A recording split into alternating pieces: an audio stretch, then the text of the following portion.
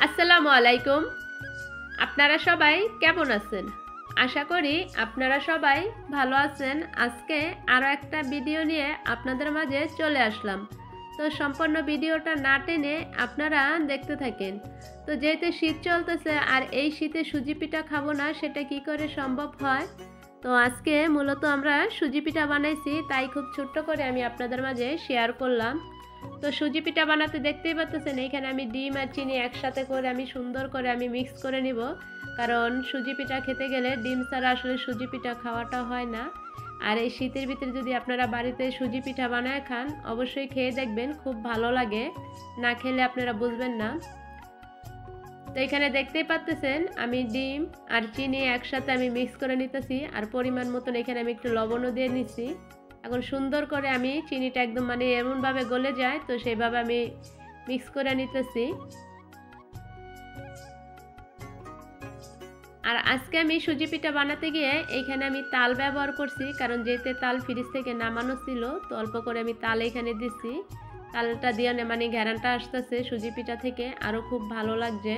তো এটা আপনাদের খুশি, আপনারা তাল দিতেও পারেন, না দিতেও পারেন, এমনি তো সুজি পিঠা বানিয়ে খাওয়া যায়।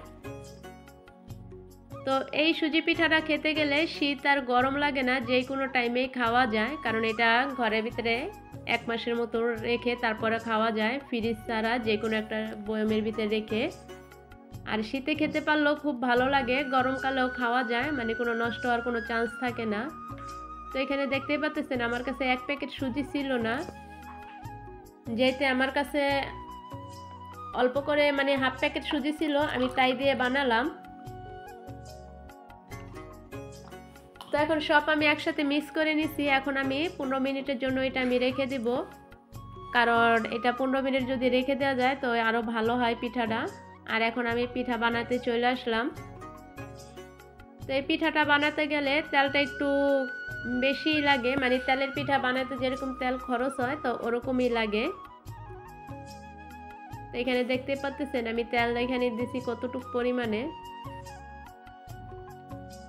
আর আমি এক এক করে এখন পিঠাগুলো আমি বানাইতেছি।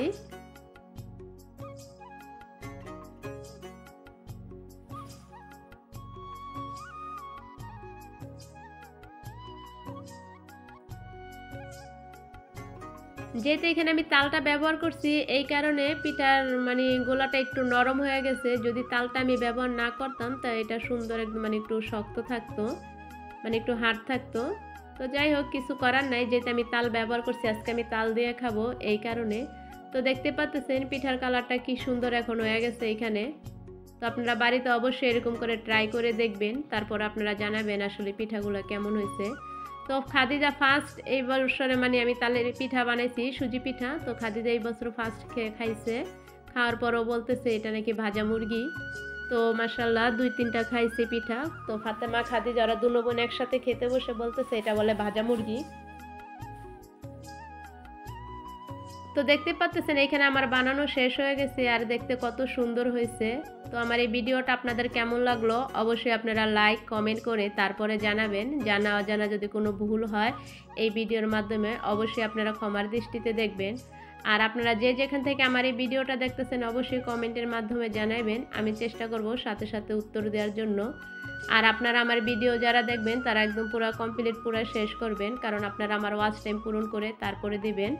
আপনাদের কাছে আমার এটাই চাওয়া। আর আপনারা যারা আমার চ্যানেলে নতুন আসবেন অবশ্যই আমার চ্যানেলটা সাবস্ক্রাইবার করে আমার সাথেই থাকবেন, কারণ ইতিমধ্যে আলহামদুলিল্লাহ আপনারা আমার অনেক সাপোর্ট করছেন আর আমারে ভালোবাসা দিচ্ছেন। আপনাদের ভালোবাসা পেলে আমি সামনে আরও আগে যেতে পারবো, এটাই আপনাদের কাছে চাওয়া। তো আপনারা সবাই ভালো থাকবেন, সুস্থ থাকবেন। আল্লাহ হাফেজ।